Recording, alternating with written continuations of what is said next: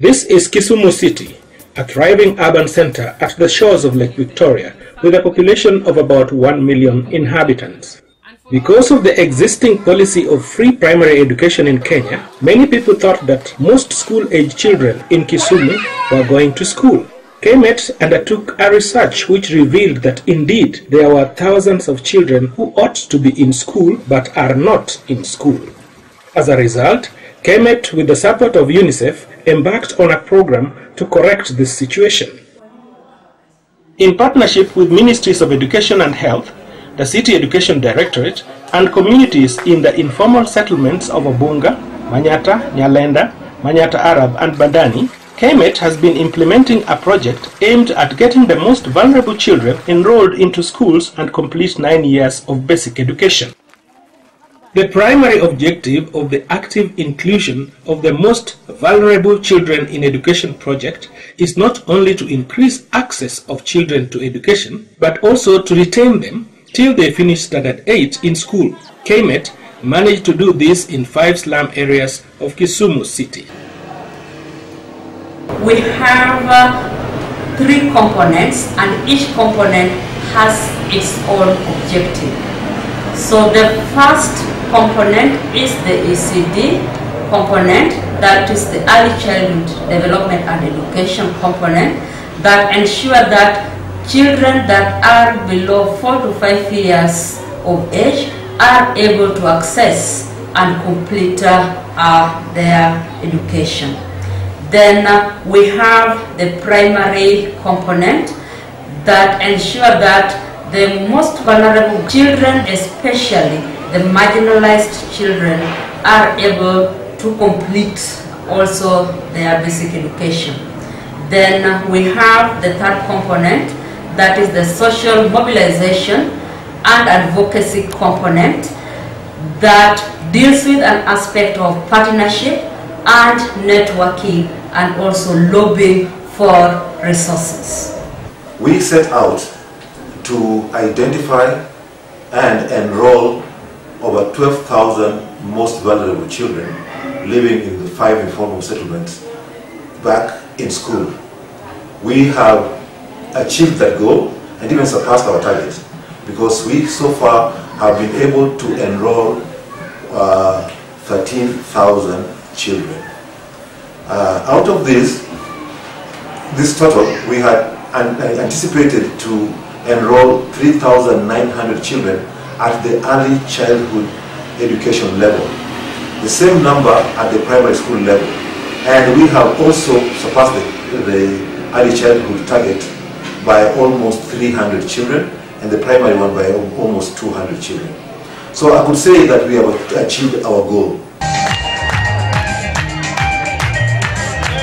But early childhood education is not just about going to school.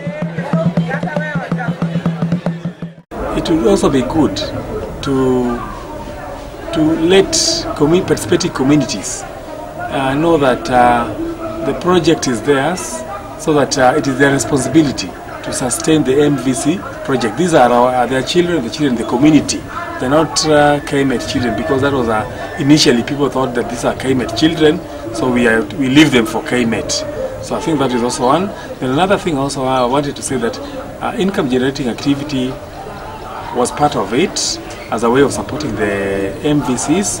I want to say that we should also continue training and retraining, so that the income generating activities that have been initiated should grow on further, so that through those income generating activities the children can be retained. We don't want to have interventions that we take to the community like a prescription.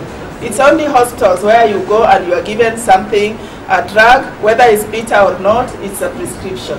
But with education intervention, we want them to own the process so that we are assured of sustainability.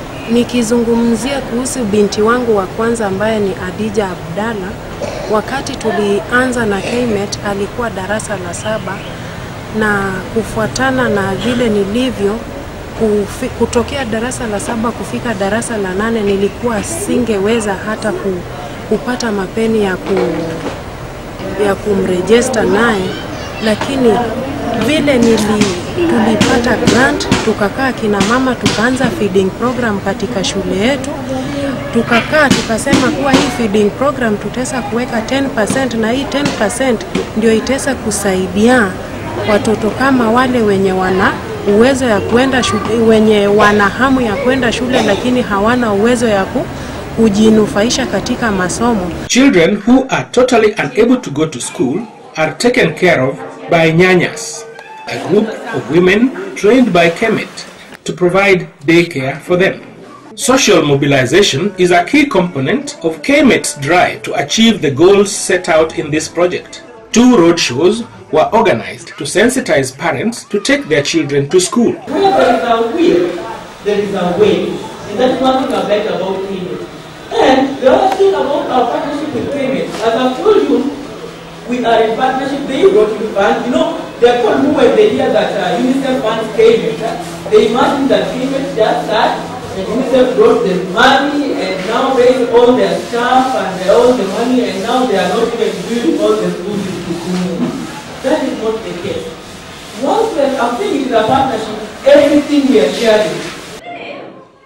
There are many teenage mothers who were unable to finish school due to their socio-economic condition. Kemet identified some of them and enabled them to attend catch-up classes until they do exams. We discovered that there's a lot of interest among teenage mothers to go back to school. But they are not able to go back to school because the school program clashes with their own socio-economic activity programs. So what we have done is to create evening classes and weekend classes for these girls.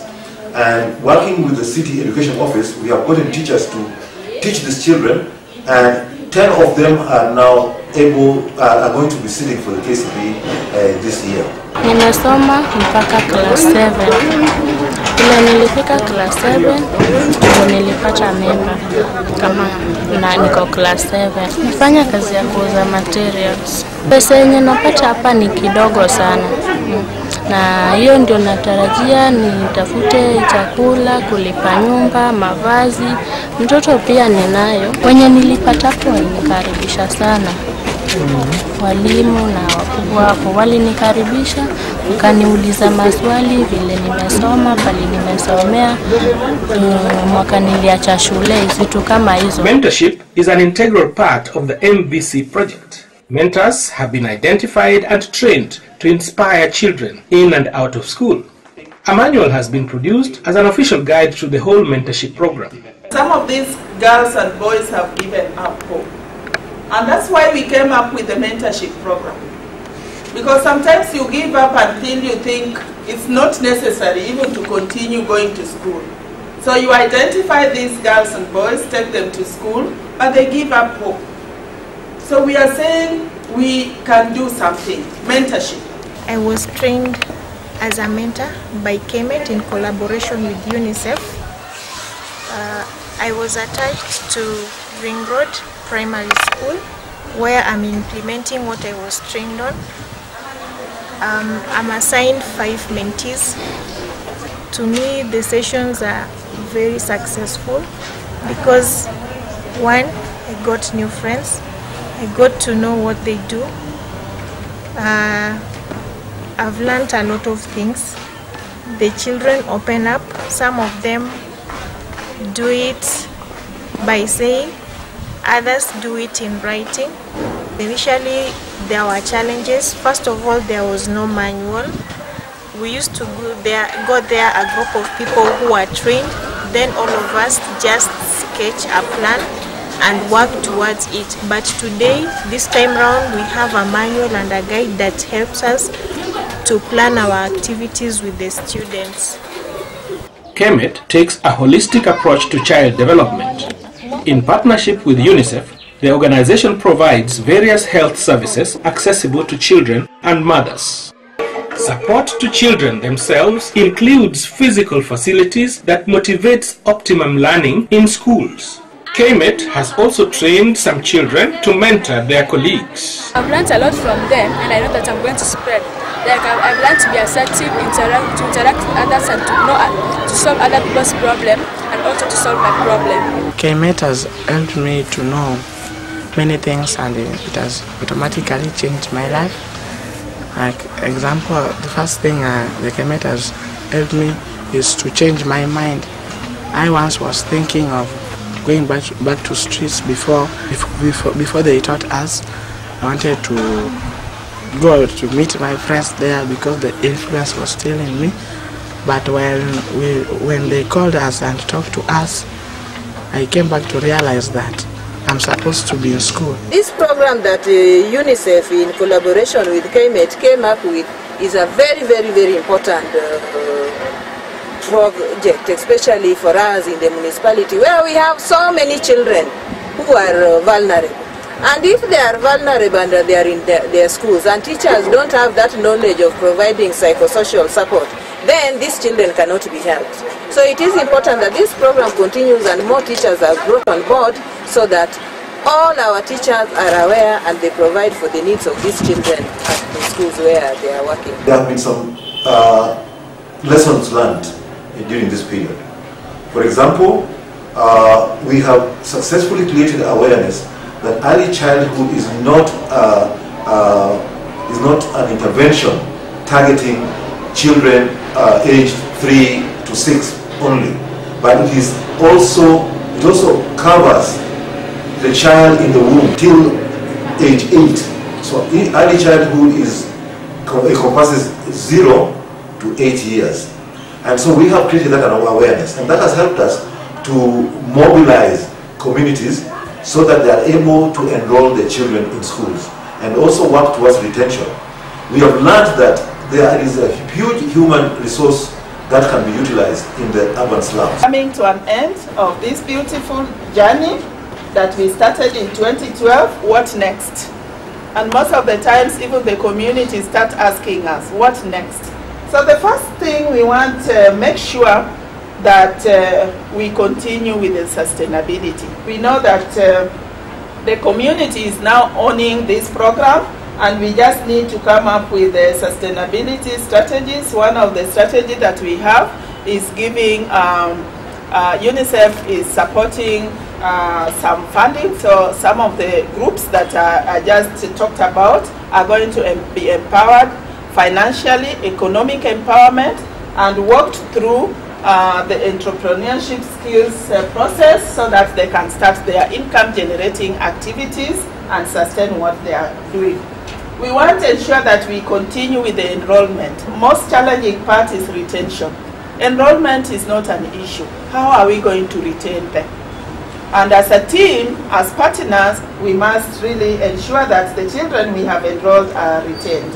And mentorship is going to continue, and we'll work with those powerful women in the city to continue mentoring. We are going to lobby with UNICEF on behalf of the MVCs, especially the bills that are pending in Parliament, to make sure that their voices are heard and they are taken care of.